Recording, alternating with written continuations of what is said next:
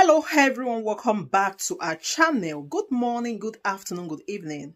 I greet you all according to your time and locations. You'll be watching this video. Yes, my dear viewers, I am back again with another update. So guys, I have a video here I would like we all to watch. But before then, if you're meeting my channel for the very first time, you're highly welcome. Please kindly do well to like, share, and subscribe. Leave your thought on the comment section. Let us know what you think about this video, and I will see you towards the end. Treasonable felony. And that is what the Labour Party is doing, and that is why I had to petition them to the DSS. What Peter Obi and Dati Ahmed are doing is treasonable felony, and we must draw the line for them in elections. They tried to threaten people to support them. They failed. During the announcement, they tried to threaten INEC. So everything about them is threats. To threaten INEC to support them, they failed. Now they want to move to the judiciary. It is enough is enough. Is that Dati Ahmed comes here, and it has been a series of interviews by himself and Peter Obi. Yesterday was the final nail on the coffin. It was the final straw that broke the camel's back. That somebody who wanted to become vice president of this country, of that level, would come here, sit before the world, and tell the world that he does not recognize a president-elect that has been declared by the Independent National Electoral Commission, and that the president-elect must not be sworn in, and that he does not even recognize, the process that they have, started, in court. He does not trust that process, I mean.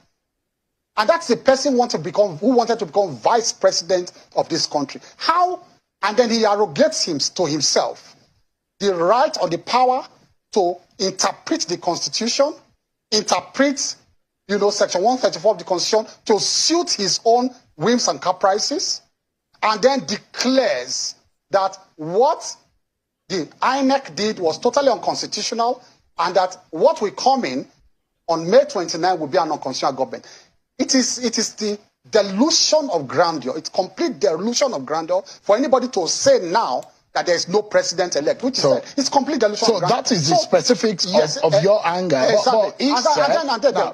Just to tell you that amounts to subverting the very process that they have started in the tribunal. They are subverting that process by coming out of that process to then call for insurrection in a subliminal manner, for protest and insurrection to truncate that process. I want to say this clearly, that the process we have established since 1999 is that elections take place. People are sworn into office, but those who have grievances are given the right to continue their grievances, air their grievances in court. And some months into their tenures, if the judgments come in, they are removed from office. So there is nothing so serious that he came to raise here yesterday about swearing in somebody who has been given a certificate return. Himself, Babat Dati Ahmed, himself, was removed from office twice. He stole people's mandates. And I'm not saying anything gross. It is judicial pronouncement that you stole a mandate. He was sworn in as a senator, was he not? He accused your party of stealing. But hold on. But he was sworn in. And I'm asking. Let me finish. Let me finish this segment. He was sworn in as a senator. But the person who was challenging his victory continued his case in court. Another CPC, under the same Buhari that he's abusing now, he rode under his wings, purportedly won a Senate seat in Kaduna, was sworn into office. Nobody said he shouldn't be sworn in at that time. But he was carrying a stolen mandate. And at the end of the day, there was judicial, pronouncement, and Baba that time was removed from office. Why is he opposed to that same procedure that he benefited from?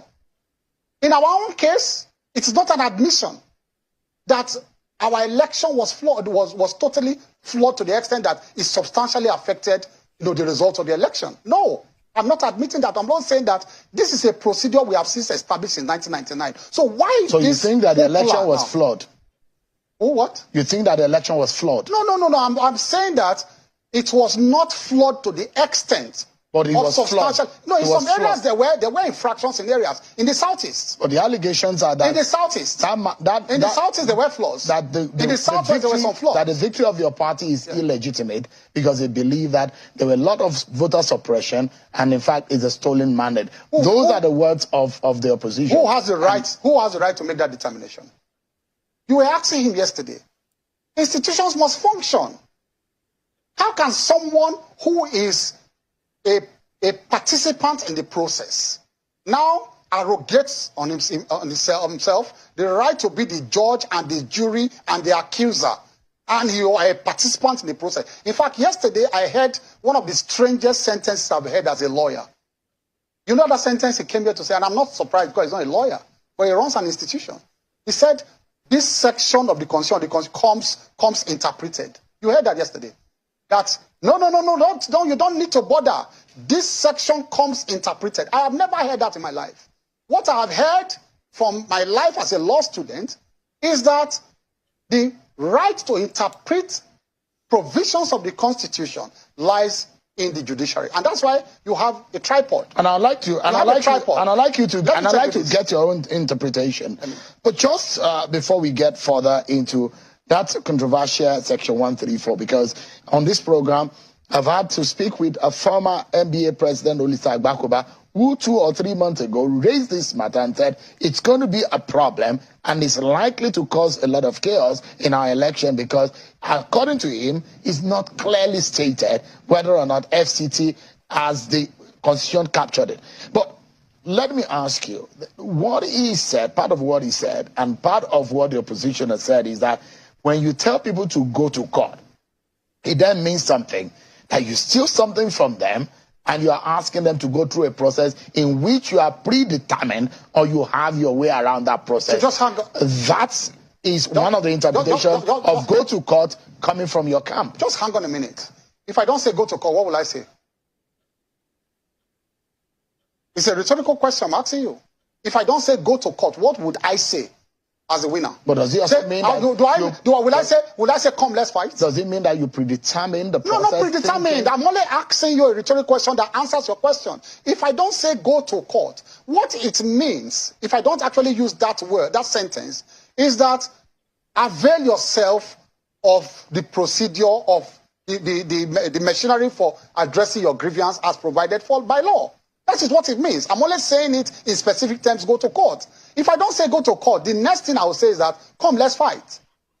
So why are they using such phrases or such sentences in a derogatory manner? It is what is provided for by law. And people have actually retrieved their mandates by going to court. It is only when it does not favor you. And that is what the Labour Party is doing. And that is why I had to petition them to the DSS. There's a build-up to something that they are doing. Shehu, there's a build-up.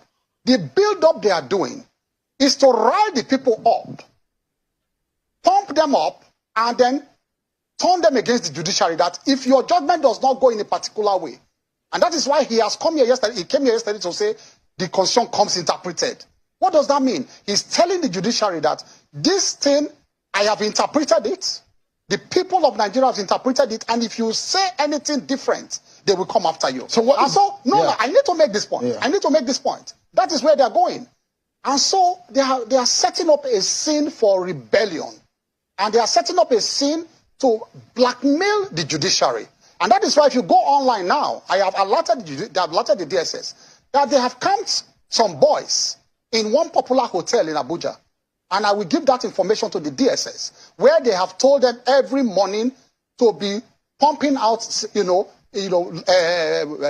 online messages to rile up the citizens, cause fear, and all of that. And so what they want to do is to say once the judiciary now goes another way, then the judiciary must have sold out. So that's why they are threatening the judges. They have gone up to that point. I want to make this point. Nigerians must know that the Labour Party online touts now are threatening judges, threatening their families, exposing them. Go online and see what is happening. And so there is a situation where they want to create fear in this country. They try, you know that during the elections, they tried to threaten people to support them. They failed. During the announcement, they tried to threaten INEC. Everything about them is threats to threaten INEC to support them. They failed. Now they want to move to the judiciary. It is enough is enough. Shehu, we are ready. Let me tell you this. People who voted, the majority are that, who voted for Asiwaju and the APC, they are the silent majority now. And so if they think they want to push this country towards NSAS, where it was citizens, NSAS was a situation where citizens were dissatisfied with a policy of government, an institution of government called NSAS. That was totally different. But they think they can rile up and citizens towards a situation of SARS again, but NSAS. But this time they should realize that this is not activity, it's pure politics. And if you want to do that now, it will not be citizens against government, it will be citizens, voters against voters. People who voted for the ruling party. You imagine that the mandate of your candidate and for your party, is it popular? So I will ask you this question, a rhetoric question again. No, I'm not supposed to answer it is. I'm supposed to be asking. No, it's a rhetoric question that I'll use to answer you. That Peter Obi, with the kind of message he preached, did he expect, in all honesty, a man who came third or saying the confessed, did he expect, in all honesty, to win in areas where that message did not, go down well with people? He was telling the churches, take back your country. Take back your country from where? Now, look at the heat map of the votes. Look at the Nigerian map. Pick it up and look at the heat map of his votes. He succeeded in those areas where his messages sank in about Christians, take back your country. He forayed into the middle belt where Christians are predominant and ended there. He could not go further than that place. Look at the heat map. And so the heat map exactly reflected the kind of message he preached to people. So within the ambit of the law, I'll tell you this. Within the ambit of the law, if someone is hurt by a process and he lost out in the process and he thinks that that loss was illegitimate, he was edged out illegitimately within the ambit of the law, does he not have the right under the law and the independence of mind to be able to speak out? Oh, there. But you don't say you don't recognize a legitimate government. That is treasonable felony. What Peter Obi and Dati Ahmed are doing is treasonable felony, and we must draw the line for them now. That is your interpretation. No, it is not. It is the courts to when you don't recognize a legitimate government that has gone through the process and it is legitimate, and you say you don't recognize it, you want to live your own life, it is treason. And let me tell you this. That's how you interpret it until the court now say... What Peter Obi... that is when they will defend themselves now. But you must be charged first. Do you understand me? You will be charged for that. That's what I'm telling them to do. I'm not interpreting. They will charge them for that. Charge them and go and defend yourself. Why you are calling on people to protest? That's the remit of the states to do this. Yes, that's what I'm saying. That's why I've submitted myself to process. Have I not? Did I come here to say I will go and arrest them physically? I'm a senior lawyer. I've instituted the process. I have started the process. And you see, what they are doing, let me tell you, they are living in a bubble of their own. Peter Obi, Dati, and his supporters, I'm saying this on air, they are living in their own bubble. They are not hearing the other voices of Nigerians who are saying, we hate your bigotry. We are not buying your message of Christian votes. We are not buying your tribalism. They are not hearing those voices. There are voices in this country. Say, oh, no, hold on. There are voices in this country saying we don't like those messages. But they are not hearing those voices. They are living in a bubble of their own. And they will hear those voices very soon if they continue with this nonsense they are doing. Right. As from now on, it's going to be propaganda against propaganda. Word for word, we will meet them everywhere because Asiwaju has a mandate he will defend. And we're prepared to defend that mandate. And you politicians are not afraid of burning this country with the manner in which you have described. Let me tell you this. Let me tell you why. If you want to push your supporters to protest, it is only where you are popular you can protest. So you are going to be burning the areas where you are popular. Do you want to tell Obi that I can call us protesters in Kanu? Can he call out protesters in Ekiti? Can he call out protesters in Ondo? Can he call out protesters in Borno? Can he call out protesters in Jigawa? Go and call them out now. Right. You can only call out protesters where they are popular. So you'll be burning areas where you are popular. So guys, thank you so much for watching. What do you think about this video? Please kindly leave your thought on the comment section. And I will see you again in my next one. Bye for now.